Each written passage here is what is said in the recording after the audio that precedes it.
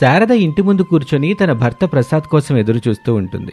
ఇంతలో అక్కడికి తన కోడలు అనామిక వస్తుంది. ఏంటత్తయ్య మీరు? మావి ఏమన్నా చిన్నపిల్లాడా? ఈ పాటికి వచ్చేస్తూ ఉంటాడు, ఎందుకు కంగారు పడుతూ ఉంటారు? మీ మావయ్య చీకటైతే కళ్ళు అంత స్పష్టంగా కనిపించవమ్మా. ఎవరో ఒకరో తన దగ్గర ఉండాల్సిందే.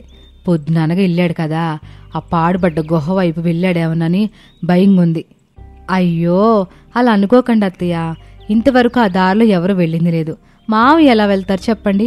మీరు ఎక్కువగా ఆలోచించకండి. నీకు తెలియదమ్మా, అక్కడ దెయ్యం ఉందని ఆ ఊరోళ్ళంతా చెప్పుకుంటున్నారు కదా. ఇప్పటి వరకు ఎవరు అటువైపు వెళ్ళింది లేదు. మీ మావయ్య కూడా అప్పుడప్పుడు అలా వెళ్ళొద్దంటూ నాతో తమాషాలు ఆడుతూ ఉంటాడు. పొరపాటుని ఇప్పుడు దారి తప్పి అట్ట వెళ్ళాడేమోనని భయంగా ఉందమ్మా. అలాంటి భయాలేవి పెట్టుకోకండి అత్తయ్య, మావికి ఏమీ కాదులేండి అని అనామిక అంటూ ఉండగా ప్రసాద్ పాటలు పాడుకుంటూ ఇంటికొస్తాడు. తన భర్తను చూసి ఊపిరి పీల్చుకుంటుంది శారద. కోపంగా, చీకటి పడే వరకు బయట ఉండొద్దని చెప్పానుగా మీకు, అయినా నా మాట లెక్క చేయడం లేదు కదా. ఇదిగో శారదా, దానికి ఊరికి కంగారు పడిపోతేట. పొదస్తమానం ఇంట్లోనే ఉండాలంటే నాకు విసుగ్గా ఉంటుంది. పంజరంలో బంధించేసినట్టు అవుతుంది. అయితే పెరట్లోకి వెళ్ళి మొక్కలు నాటండి, లేకపోతే కూరగాయలు తీసుకొచ్చి కూరలు చెయ్యండి. అంతేగాని ఇట చీకటి పడే వరకు ఎక్కడో ఉంటానంటే నేను ఎట్టా ఒప్పుకుంటాను? అత్తయ్య, మావి వచ్చేసాడు కదా, ఇంకా అలా బాధపడుతున్నారేంటి? వెళ్ళండి, వెళ్ళి మావికి ఏం కావాలో చూడండి. అది కాళ్ళంటే అట్టా ఉండాలి. నువ్వింకా అలా తెల్లమొహం వేసుకొని చూస్తావేంటి? పద, వెళ్ళి వేడివేడి భోజనం వడ్డించు. అలా ప్రసాద్ని తీసుకెళ్లి భోజనం పెడుతుంది శారద. మరోవైపు అనామిక తన భర్త రమేష్ గురించి ఆలోచిస్తూ ఉంటుంది. అది గమనించిన శారద, ఆ అబ్బాయి గురించి ఆలోచిస్తున్నావా అనామిక? ఈసారి ఖచ్చితంగా ఆడు మంచి ఉద్యోగం సాధిస్తాడు, నాకు ఆ నమ్మకం ఉంది. ఆడు వ్యాపారం చేస్తానంటే నేనే ఒప్పుకోలేదు. ఖచ్చితంగా ఉద్యోగం చేయాలని చెప్పా. పట్నంలో ఉద్యోగం సాధించానని నా కొడుకు చెబుతాళ్లే. ఒకవేళ పట్నంలో ఉద్యోగం వస్తే ఆయన అక్కడ, నేను ఇక్కడ ఉండాలంటేనే కొంచెం బాధగా ఉంది అత్తయ్య. అదేంటమ్మా అనామిక, మిమ్మల్ని అలా ఎలా విడదీస్తాం? నీ భర్తకు ఉద్యోగం వస్తే నువ్వు కూడా ఆడితో వెళ్లాల్సిందేగా. మీ అత్తగారు నిన్ను ఇక్కడ ఉంచనుగాక ఉంచదు. నువ్వు మీ ఆయన కలిసి ఎంచక్క పట్నంలో కాపురం పెట్టండి. మేం కూడా అప్పుడప్పుడు మీకోసం పట్నం వచ్చి అన్ని చూసి వెళ్తాంలే. ఆహా, ఎంత ముందు చూపు! పక్కా ప్రణాళిక వేసుకుని ఉన్నారుగా. మరి ప్రసాద్ అంటే ఏమనుకున్నావోయ్ అంటూ హుషారుగా తినటం మొదలు పెడతాడు ప్రసాద్. ఇక అనామికకి ఉన్నట్టుండి ఏదో గుర్తొస్తుంది. అన్నట్టు అత్తయ్య, ఆయనకి మంచి ఉద్యోగం రావాలని మొక్కుకున్నాను. రేపొక్కసారి మనం గుడికెళ్ళొద్దామా? తప్పకుండా వెళ్దామమ్మా. నేను కూడా వస్తాను. రేపు చక్కెర పొంగలి ఇస్తారుగా, అది నాకు చాలా ఇష్టం అంటూ ప్రసాద్ అనేసరికి శారద కోపంగా చూస్తుంది. వాళ్ళిద్దరినీ చూసి అనామిక నవ్వుకుంటుంది. ఇక మరుసటి రోజు ఉదయాన్నే అనామిక గుడికి వెళ్ళటానికి తయారై కూర్చుంటుంది. అంతలోనే అక్కడికి రమేష్ వస్తాడు. రమేష్ని చూసి అనామిక చాలా సంతోషిస్తుంది. ఏమండి, బాగున్నారా? అలా చిక్కిపోయారేంటండి? వేళకి తినడం లేదా? అత్తయ్య, ఎవరొచ్చారో చూడండి. అనామిక మాటలు విన్న శారద, ప్రసాద్లు అక్కడికొచ్చి చూస్తారు. రమేష్ మౌనంగా ఉండటం గమనిస్తారు. ఏంట్రా, మాడిపోయిన మసాలా దోశలు అలా మొహం పెట్టావు? ఏలిన పని అయిందా లేదా? ఉద్యోగం వచ్చినట్టా రానట్టా? ఎందుకండి అలా ఉన్నారు? ఏదో కోల్పోయిన వాళ్ళ ఉన్నారు. ఏమైంది? ఏమవుతుంది? ఉద్యోగం రాలేదు. ఆ పనికి నేను సరిపోను. అయినా నాకు ఇష్టం లేదని చెప్తున్నా. మీరంతా ఎందుకు నన్ను ఉద్యోగం చేయాలంటున్నారో నాకు అర్థం కావట్లేదు. నాకు నచ్చినట్టుగా నేను బతకూడదా? ఒక పెళ్ళైన వ్యక్తి ఇంట్లో అందరూ చెప్పిందే వినాలా? తనకి స్వేచ్ఛ ఉండదా? ఉద్యోగం చేస్తే నా బ్రతుకా? అయితే ఏం చెబుతావు? ఉద్యోగం చేయను, వ్యాపారం చేస్తానంటావా?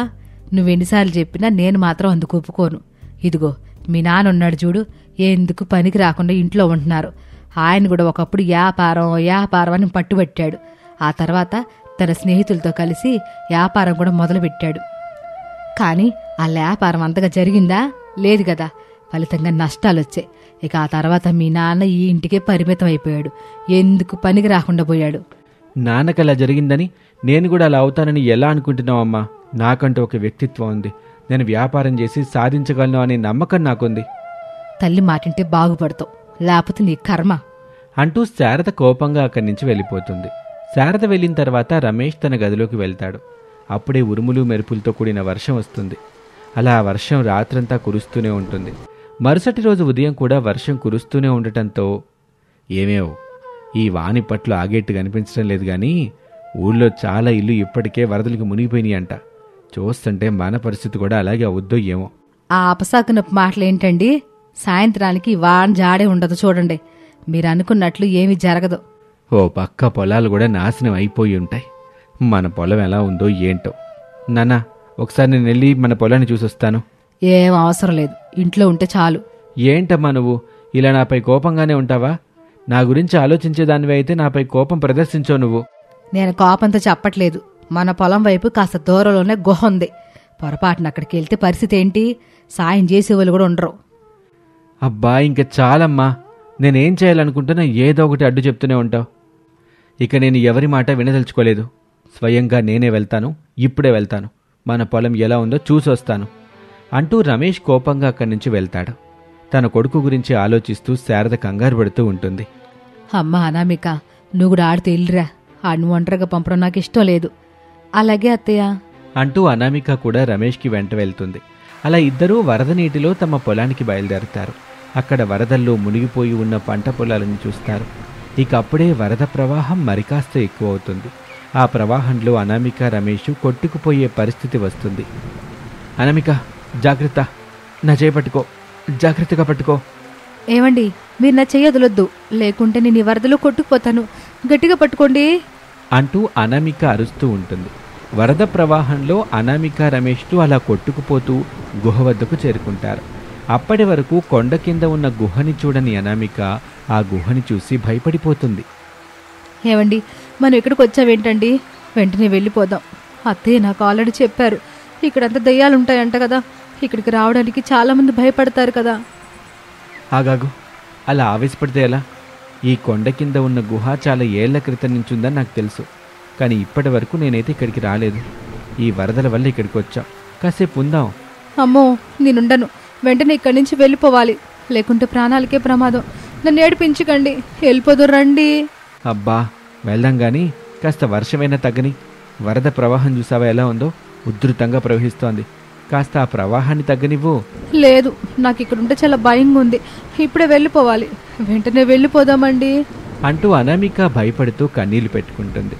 అప్పుడే రమేష్ ఆ గుహ మొత్తం చూస్తాడు. అంత చీకట్లో కూడా ఒకవైపు నుంచి ఏదో కాంతొస్తూ ఉండటాన్ని గమనిస్తాడు రమేష్. చూసావా, అటువైపు ఏదో ఉన్నట్టుంది. ఆ కాంతి చూడు, అక్కడెవరైనా ఉన్నారేమో. ఒకసారి చూసొద్దాం పదా. అమ్మో, నేను రాను, మీరే వెళ్ళండి. కావాలంటే నేను ఇక్కడ కాపలాగా ఉంటాను. మీరు త్వరగా వచ్చేయండి, లేకుంటే నేను ఇక్కడ క్షణం కూడా ఉండను అంటూ అనామిక చెప్పటంతో ఇక ధైర్యంగా రమేష్ ఆ గుహలోపలికి వెళ్తాడు. అలా వెళ్ళిన తర్వాత రమేష్కి అనుమానంగా ఒక వస్తువు కనిపిస్తుంది అక్కడ. ఆ వస్తువుని తీసుకొని చూస్తే అది ఒక బంగారు నాణెం అని తెలుస్తుంది. ఇంతలో బయట నుంచి అనామిక అరుపులు ఎక్కువ అవుతాయి. దీంతో వెంటనే అనామిక దగ్గరకు వెళ్తాడు రమేష్. ఏమండి, త్వరగా వచ్చేయండి, త్వరగా. వెంటనే మనం ఇక్కడి నుంచి వెళ్ళిపోవాలి. నాకేవేవో శబ్దాలు వస్తున్నాయండి. అబ్బబ్బా, వచ్చాను కదా, ఇంకా అరవటం ఆపు. ఇక అనామిక ఏమీ ఆలోచించకుండా రమేష్ చేయి పట్టుకొని లాక్కొని వెళ్తుంది అక్కడి నుంచి. భయంతో వరద నీటిని కూడా లెక్క చేయకుండా రమేష్ చేయి పట్టుకొని లాక్కుంటూ ఇంటికి తీసుకెళ్తుంది. వాళ్ళిద్దరినీ చూసిన అత్తగారు శారద, రే బాబు, మన ఇల్లు కూడా వరద నీటికి మునిగిపోయేలా ఉందిరా. తొందరగా ఇంటికి వెళ్ళాలి, రారా. ఎక్కడికమ్మా? ఇప్పటికిప్పుడు ఎక్కడికని వెళ్తాను చెప్పు. ఒరే రమేషు, అదిగో చూసావా, ఊరంతా వలకడయ్యేలా ఉంది. ఇప్పటికే చాలామంది ఇళ్ళ కొట్టుకుపోయాయి. మనం ఇక్కడే ఉంటే మన ప్రాణాలు కూడా పోతాయేమోరా. అలా ప్రసాదు శారదలు కంగారు పడుతూ ఉంటే అనామికకి ఒక ఆలోచన వస్తుంది. మనం వెళ్ళడానికి ఒక ప్రదేశం ఉంది. ఈ పరిస్థితిలో మనం అక్కడికి వెళ్ళడమే మంచిది. ఎక్కడికి అనామిక? ఆ గుహలోకండి. అనామిక అలా చెప్పటంతో అందరూ షాక్ అవుతారు. ఇక వెంటనే రమేష్ కూడా ఒప్పుకుంటాడు. వరద ప్రవాహం మరి కాస్త ఎక్కువ అవుతుంది. ఏమీ ఆలోచించకుండా రమేష్ అనామికతో శారద, ప్రసాదులు అందరూ కలిసి గుహలోకి వెళ్ళటం మొదలు పెడతారు. ఊరి జనాల్ని కూడా తమ వెంట తీసుకుని వెళ్తుంది అనామిక. అందరూ ఆ గుహలోకి చేరుకుంటారు. కాసేపటికి ఉరుముల శబ్దాలు ఇంకాస్త పెరుగుతాయి. వరద నీళ్లు వేగంగా వచ్చి ఆ కొండను ఢీకొంటూ ఉంటాయి. ఇంతలో ఒక్కసారిగా గుహపై నుంచి బంగారు నిధి వారి మధ్య పడుతుంది. బంగారు నాణాలు, వజ్రాల్ని చూసి అందరూ ఆశ్చర్యపోతారు. నేను ఊహించిందే నిజమైంది. ఈ గుహలో బంగారు నిధి ఉంది. ఇక ఇవన్నీ మనకే సొంతం. అందరూ తీసుకోండి. ఆగండి, అందరం కలిసికట్టుగా ఈ నిధిని పంచుకుందాం. అది న్యాయం అంటే. నా కోళ్ళు ఎప్పుడు సరిగ్గా చెప్పుద్ది. అలా అనామిక ఆ నిధిని ఊరి ప్రజలందరికీ పంచుతుంది. 2 రోజులు ఆ గుహలో ఉన్న తర్వాత వరద నీటి ప్రవాహం తగ్గుతుంది. వర్షం ఆగుతుంది. ఇక తమకు దక్కిన నిధి ఖజానాను అమ్మి వచ్చిన డబ్బులతో ఊరి ప్రజలంతా మళ్లీ తమ ప్రాంతంలో కొత్త ఇల్లు కట్టుకుంటారు. ఆపదలు అండగా నిలిచి తమకు ధైర్యం చెప్పిన అనామిక, రమేష్కు ఊరి వాళ్ళంతా ధన్యవాదాలు తెలుపుతారు. అమ్మా, ఇక నా వ్యాపారానికి నువ్వు డబ్బులు ఇవ్వాల్సిన పనిలేదు. ఆ పాడుపడ్డ గుహే నాకు డబ్బులిస్తుంది. ఇక మొదలు పెడతాను చూడమ్మా నా వ్యాపారం. అట్టాగేరా, ఇక నీ ఇష్టం వచ్చినట్టు చేసుకో. ఇక మనం ఏది చేసినా రాబోయే ముప్పుని ముందుగానే గుర్తించాలి. దానికి తగినట్లు ఏర్పాట్లు చేసుకోవాలి. అప్పుడే మనం ముందుకు వెళ్ళగలం. అది నా కోళ్ళ పిల్లంటే. నా కోళ్ళు ఏం చేసినా ఏం చెప్పినా గొప్పగానే ఉండుద్ది. అలా రమేష్ వ్యాపారాన్ని చూసుకుంటూ అనామిక, శారదా ప్రసాద్లు ఏ ఇబ్బంది లేకుండా హాయిగా జీవిస్తూ ఉంటారు. ఇది వాల్టి కథ. మరొక ఆసక్తికర కథలో మళ్ళీ కలుద్దాం. నమస్తే. అనామిక వర్షంలో వేడివేడి పానీపూరి అమ్ముతూ ఉంటుంది. తనకు సహాయంగా తన పిల్లలు నవ్య, భవ్య, హరీష్ సహాయం చేస్తూ ఉంటారు. అలా ఉండగా అక్కడికొచ్చిన శాంతి అనే అమ్మాయి గొడుగేసుకొని మరి వచ్చి పానీపూరి తింటూ ఆ పిల్లల్ని చూసి, వీళ్ళు మీ పిల్లలా అండి? అవునండి, నా పిల్లలే. వీళ్ళు బడికెళ్ళి చదువుకోవడం లేదా? ప్రస్తుతానికి లేదండి. ఏదైనా ప్రభుత్వ స్కూల్లో వేద్దామన్నా ఇక్కడ దగ్గరలో ఏమీ లేవు. అందుకే వీళ్ళు నాతో పాటే కలిసి పనిచేస్తున్నారు. చైల్డ్ లేబర్ చట్టరీత్యా నేరం. ఆ విషయం మీకు తెలీదా? అయ్యో, వాళ్ళని కష్టపెట్టడం లేదండి. వచ్చిన వాళ్ళకి పానీపూరి ఇచ్చి డబ్బులు తీసుకుంటూ ఉంటారు, అంతే. మీ ఆయన ఏం చేస్తూ ఉంటాడు? ఆయన ఆరోగ్యం కొంచెం బాగాలేదండి. అందుకే నేను ఇప్పుడు కుటుంబాన్ని గడుపుతూ ఉన్నాను. నాకు పిల్లలు లేరండి. మీ 3 పిల్లలు చాలా అందంగా ఉన్నారు. మీకు 2 ఆడపిల్లలు ఉన్నారు కదా, వాళ్ళలో ఒక ఆడపిల్లని మాకు దత్తతిస్తారా? ఆ మాట వినగానే అనామిక ఒక్క క్షణం కూడా ఆలోచించకుండా, ఒక బిడ్డనైతే నేను ఇవ్వనండి. 3 పిల్లల్ని తీసుకెళ్ళిపోండి. మీకు ఆస్తిపాస్తులన్నీ బాగానే ఉన్నాయా? మాది బాగా డబ్బున్న కుటుంబం. పిల్లల్ని నేను బాగా చూసుకుంటాను. అయితే 3 తీసుకుని వెళ్ళండి. నిజంగానా? మళ్ళీ మీ పిల్లలు మీకు కావాలని మారం చేసి మీరొచ్చేం తీసుకెళ్లరు కదా? లేదు, అలా చేయను. కానీ నెలకొక్కసారైనా చూడటానికి వస్తాను. అది కూడా మీకు అభ్యంతరం లేకపోతేనే. అందుకు శాంతి సరే అంటుంది. అప్పటికప్పుడు శాంతి తన డ్రైవర్ చేత దత్తత తీసుకోవాల్సిన చట్టరీత్యా కాగితాలన్నీ తెప్పించి అనామిక చేత సంతకాలు పెట్టించుకొని ఆ పిల్లల్ని తీసుకుని వెళ్తుంది. అనామిక తన మనసుని రాయి చేసుకుని ఇంటికి వెళ్తుంది. ఇంట్లో ఉన్న అత్తగారు శారద, యామ్ అనామిక, పిల్లలేరి? అత్తయ్య, పిల్లల్ని శాంతి అనే అమ్మాయి దత్త తీసుకున్నారు. నెలకొకసారి మాత్రమే అక్కడికి వెళ్ళి మనం మన పిల్లల్ని చూసుకోవడానికి అవకాశం ఉంది. ఆ మాట వినగానే శారద చాలా ఆశ్చర్యంగా, ఏంటమ్మా నువ్వు చెప్పేది అని అడుగుతుంది. అవునత్తయ్య, నేను చెప్పేది నిజమే. ఆ మాట వినగానే శారద ఏడుస్తూ, ఎందుకు అంత పని చేసావు? పిల్లల్ని ఎందుకు ఇచ్చావు?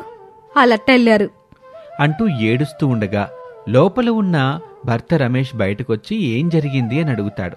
శారద జరిగిన విషయం చెప్తుంది. అప్పుడు రమేష్ కోపంగా, ఎవరిని అడిగి నువ్వు పిల్లల్ని దత్తతకిచ్చావు? మర్యాదగా వెళ్ళి పిల్లల్ని తీసుకొని. నీకు పిల్లల గురించి అడిగే అర్హత లేదు. నువ్వు కుటుంబాన్ని పోషించడం లేదు. నేను కుటుంబాన్ని పోషిస్తున్నాను. రే అనక పగలనక పానీపూరి అమ్ముకొని డబ్బులు సంపాదిస్తున్నాను. మీరు ఖాళీగా ఇంట్లో ఉంటున్నారు. వాళ్ళకి ఏ రోజైనా సరే కడుపు నిండా భోజనం పెట్టాలనిపించిందా మీకు? మీరు తండ్రిగా విఫలమయ్యారు. మీరసలు పిల్లల గురించి మాట్లాడకండి. ఎందుకమ్మా అనామిక ఎంత కఠినమైన నిర్ణయం తీసుకున్నావు? అత్తయ్య, పిల్లలు నా దగ్గర నుంచి వెళ్ళేటప్పుడు పెద్దగా ఏడ్చారు. కానీ వాళ్ళకి ఒకే ఒక్క మాట చెప్పాను, అంతే. వాళ్ళు ఏడుపు ఆపేశారు. ఏం చెప్పానో తెలుసా? అంటూ అనామిక పిల్లలకి ఏం చెప్పిందో అత్తగారికి చెప్తుంది. అమ్మా, నిన్ను వదిలిపెట్టి మేమెక్కడికి వెళ్ళము అమ్మా. అవునమ్మా, మేమెక్కడికి వెళ్ళము, నీతోనే ఉంటాము. అమ్మా, మేము వెళ్ళమమ్మా. మమ్మల్ని కొత్తమ్మ దగ్గరికి పంపించొద్దు అమ్మా. మీ 3కి నేను ఒక విషయం చెప్తాను. మీరు 4 రోజుల క్రితం ఆకలి అన్నారు కదా. మన దగ్గరేమో తినడానికి ఏమీ లేదు. అలాంటి పరిస్థితి అక్కడ రాదమ్మా. కడుపు నిండా భోజనం లభిస్తుంది. మీరు చదువుకోవాలనుకుంటున్నారు కదా, ఈ కొత్తమ్మ మీకు చదువు చెప్పిస్తుంది. మీరు అనుకున్న కళని నెరవేరుస్తుంది. ఇప్పుడు చెప్పండి, అమ్మ కావాలా, ఆశయం కావాలా అని ఒక మాట అన్నానంతే. వాళ్ళు ఏడుపు ఆపేశారు. ఆ చిన్నారి ఆకలి ముందు తల్లి ప్రేమ గుర్తుకు రాలేదు. వాళ్ళ ఆశయం ముందు ఇవన్నీ బలాదూరు అనిపించాయి అని బాధగా ఏడుస్తూ చెప్తుంది అనామిక. నాకేం మాట్లాడాలో కూడా అర్థం అవ్వట్లేదు. ఒరే, ఇదంతా నీ వల్లేరా? ఏ పని చేయకుండా ఖాళీగా కూర్చొని ఇట్ట చేసావు ఇంటిని నువ్వు. మీ నాన్న బతుకున్నప్పుడు ఎప్పుడు కూడా మన ఇంట్లో ఇట్లాంటి పరిస్థితి రాలేదు. తినడానికి కూడా ఏమీ లేకుండా చేసావు. ఆ మాటలకు అతనేమీ మాట్లాడకుండా అక్కడి నుంచి వెళ్ళిపోతాడు. అత్తయ్య, ఏ తల్లైనా తన బిడ్డలు సంతోషంగా ఉండాలని కోరుకుంటుంది కదా. వాళ్ళ సంతోషం కోరుకుని నేనిలా చేశాను. అక్కడ వాళ్ళు చక్కగా చదువుకుంటారు, మంచి బట్టలు, 3 పూట్ల భోజనం ఉంటుంది. వాళ్ళు ఎప్పుడూ ముగ్గురు అడుగుతూనే ఉంటారు కదా. అత్తయ్య, బాగా చదువుకుని బాగా డబ్బులు సంపాదించి మిమ్మల్ని బాగా చూసుకుంటానని అంటారు కదా. వాళ్ళు చదువుకొని మంచి ఉద్యోగాలు చేయడమే నాకు కావాలి అత్తయ్య. నేను చేసింది తప్పో ఒప్పో నాకు తెలీదు. ఒక తల్లిగా ఆలోచించి వాళ్ళని సరైన మార్గం చూపించాలనుకుంటున్నాను అంటూ ఏడుస్తూ లోపలికి వెళ్ళిపోతుంది అనామిక. శారద కూడా ఏమీ చేయలేక బాధపడుతుంది. అలా ఆ రోజు గడిచిపోతుంది. ఆ మరుసటి రోజు సాయంత్రం ఎప్పట్లాగానే అనామిక, రావాలమ్మా రావాలి, వేడి వేడి తాజా తాజా పానీపూరి రావాలమ్మా రావాలి అంటూ పానీపూరి అమ్ముతూ ఉంటుంది. అప్పుడు ఒక్కసారిగా వాళ్ళ పిల్లలు గుర్తుకొస్తారు అనామికకి. కాని అనామిక తన బాధని దిగమింగుకొని వ్యాపారం చేసుకుంటూ ఉంటుంది. కొంత సమయం తర్వాత తన 3 పిల్లలు అక్కడికి వస్తారు. వాళ్ళని చూసిన అనామిక, మీరేంటి ఇక్కడికొచ్చారు? కొత్త అమ్మ మమ్మల్ని తీసుకొచ్చింది అని హరీష్ చెప్తాడు. అప్పుడు శాంతి అక్కడికొచ్చి, అనామిక, నాకు రోజు పానీపూరి తినడం అంటే చాలా ఇష్టం. అందుకే నిన్న వర్షంలో కూడా అక్కడికి వచ్చి తిన్నాను. రోజు ఇక్కడికి వస్తాను, మీ పిల్లల్ని కూడా తెస్తాను. నువ్వు నెలకొకసారి రావాల్సిన అవసరం కూడా లేదు. రోజు ఇక్కడికొచ్చి నీతో మాట్లాడి నీకు సహాయం చేసి వెళ్తాను. రోజుకి 2 గంటలు నేను ఇక్కడే ఉంటాను. ఆ మాట విన్న అనామిక, శాంతి గారు, మీరు చాలా మంచివాళ్లాగా ఉన్నారు. మీ మేలు నేనెప్పటికీ మర్చిపోలేను. మరేం పర్వాలేదులే. మీరు చేసిన దానికంటే నేను చేసింది చాలా చిన్న పని. ముందు నాకు పానీపూరివు అని చెప్పి పానీపూరి అడుగుతుంది శాంతి. అనామిక శాంతికి పిల్లలకి పానీపూరి ఇస్తుంది. వాళ్ళు తింటూ ఉంటారు. ఆ తర్వాత శాంతి అనామికతో మాట్లాడుతూ, అనామిక, నీ కుటుంబ పరిస్థితి నాకేంటనేది పూర్తిగా అర్థమైంది. నీ కుటుంబం నుంచి నేను పూర్తిగా తెలుసుకున్నాను. నీ భర్త తాగుడుకు అలవాటై ఎప్పుడు తాగి ఆఫీస్కి వెళ్తున్నారని అతన్ని ఉద్యోగం నుంచి తీసేశారు. అప్పటినుంచి అతను ఖాళీగానే ఉన్నాడు, అవునా కాదా? ఆ మాటకి అనామిక ఆశ్చర్యపోతుంది. ఈ విషయాలన్నీ మీకెలా తెలుసండి? అతని ఉద్యోగం నుంచి తీసేసింది ఎవరో కాదు, నేనే. అతను మా ఆఫీసులోనే పనిచేసేవాడు.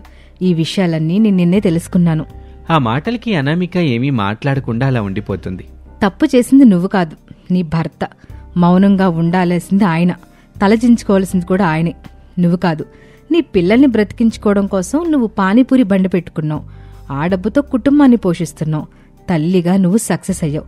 తండ్రిగా అతను ఓడిపోయాడు. బాధపడకో, నీకంతా మంచి జరుగుద్ది. అందుకు అనామిక సరి అని అంటుంది. ఇలా రోజులు గడుస్తూ ఉంటాయి. శాంతి తన ఆఫీస్లో అనామికకి అక్కడే ఒక చిన్న ఉద్యోగం కల్పిస్తుంది. ఆ ఉద్యోగం చేసుకుంటూనే సాయంత్రం పానీపూరి అమ్ముకుంటూ 2 చేతులా సంపాదిస్తూ ఉంటుంది అనామిక. రోజులు గడుస్తున్నాయి. అనామిక కష్టపడుతుంటే ఆ వచ్చిన డబ్బుని రమేష్ ఖర్చు పెడుతూ ఉంటాడు. అది నచ్చని తల్లి శారద కోపంగా, ఒరే, భార్య సంపాదన మీద పడి తింటున్నావే, అసలు మనిషివేనా? అదేంటమ్మా అలా మాట్లాడుతున్నావు? నేను మనిషిని కాకపోతే నీ కడుపును ఎందుకు పుడతాను? అయినా నేను చేస్తున్న తప్పేంటి? మొన్నటిదాకా నేను సంపాదిస్తే మీరందరూ కూర్చొని తిన్నారు కదా. ఉద్యోగం పురుష లక్షణంరా, అది తెలియక నీకు ఇష్టం వచ్చినట్టు మాట్లాడుతున్నావు. అవన్నీ చెప్పడానికి బాగానే ఉంటాయిలే, నన్ను విసిగించకమ్మా, నాకు అసలే తలనొప్పిగా ఉంది అంటూ లోపలికి వెళ్ళిపోతాడు. శారద ఏమీ మాట్లాడకుండా ఉంటుంది. కొంత సమయం తర్వాత అనామిక అక్కడికి వస్తుంది. అనామిక ఆ ఇంటిని చూసి ఆశ్చర్యపోతుంది. ఎందుకంటే అత్తగారు అన్ని బట్టలు సర్ది ఉంచుతారు.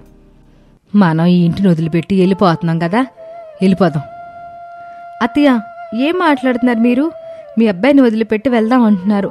మనం లేకుండా అతను ఎలా బ్రతుకుతాడో? బతకపోతే చేస్తాడు. అటంటోడు ఉన్నా ఒకటే, లేకపోయినా ఒకటే. అత్తయ్య, దయచేసి అలా మాట్లాడకండి. తల్లి బిడ్డ పట్ల ప్రేమని చూపించాలి గాని శాపనార్థాలు పెట్టకూడదు. తదాస్తు దేవతలు తదాస్తు అంటారు. తల్లి శాపం మంచిది కాదత్తయ్య. నేను బ్రతుకున్నంతకాలం ఆయన్ని నేను చూసుకుంటాను. ఏదో ఒక రోజు ఆయన ఖచ్చితంగా మారుతాడు. ఆ నమ్మకం నాకుంది. అప్పటి వరకు నేను అతనితోనే కలిసి ఉంటాను.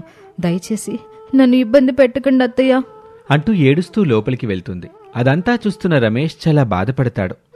కన్నతల్లి వద్దనుకుంటుంది, కట్టుకున్న భార్యవో కావాలనుకుంటుంది. వాళ్ళని ఇబ్బంది పెట్టి నేనేం సుఖంగా ఉండగలను అంటూ ఏడుస్తూ ఉంటాడు. అలా ఆ రోజు గడుస్తుంది. ఆ మరుసటి రోజు ఉదయం రమేష్ ఆఫీస్కి వెళ్తాడు. శాంతితో మాట్లాడతాడు. మేడం, నన్ను క్షమించండి. నేను చాలా పెద్ద తప్పు చేశాను. ఇక మీదట ఎప్పుడు కూడా ఆఫీస్కి తాగిరాను. నా భార్య పిల్లల్ని నేను బాగా చూసుకుంటాను. దయచేసి మా పిల్లల్ని మాకు తిరిగి ఇచ్చేయండి. అలాగే నాకు తిరిగి ఉద్యోగం ఇవ్వండి. ఇది నేను పూర్తిగా మారిన తర్వాత అడుగుతున్నాను. మీ కాళ్ళు పట్టుకుంటానండి అని ఏడుస్తూ ప్రాధేయపడతాడు. ఆ మాటలకు శాంతి అతని మీద జాలి చూపిస్తుంది. సరే, నీకు ఉద్యోగం అయితే ప్రస్తుతానికి కల్పిస్తాను. పిల్లల సంగతి అయితే నీ మీద నాకు పూర్తి నమ్మకం వచ్చిన తర్వాత నీ పిల్లల్ని నీ దగ్గరికి పంపిస్తాను. అందుకతను సరే అని అంటాడు. ఇక ఆ రోజు నుంచి రమేష్ తాగుడు మానేసి ఉద్యోగం చేసుకుంటూ ఉంటాడు. అది తెలుసుకున్న రమేష్ కుటుంబం చాలా సంతోషపడుతుంది. భార్యాభర్తలిద్దరూ కలిసి ఉద్యోగం చేసుకుంటూనే సాయంత్రం అవ్వగానే పానీపూరి బండి పెట్టుకుని దాన్ని నడుపుతూ మరింత ఎక్కువ డబ్బుని సంపాదిస్తూ ఉంటారు. ఇలా రోజులు గడుస్తూ ఉంటాయి. శాంతికి రమేష్ మీద నమ్మకం కలిగిన వెంటనే పిల్లల్ని వాళ్ళ దగ్గరికి పంపిస్తుంది. అది చూసి వాళ్ళు మరింత సంతోషిస్తారు. ఇక రమేష్ అనామిక ఇద్దరూ కష్టపడి డబ్బు సంపాదిస్తూ పిల్లల్ని చదివిస్తూ ముందుకు సాగిపోతూ ఉంటారు. ఇది వాల్టి కథ. మరొక ఆసక్తికర కథలో మళ్ళీ కలుద్దాం. అంతవరకు సెలవు. నమస్తే.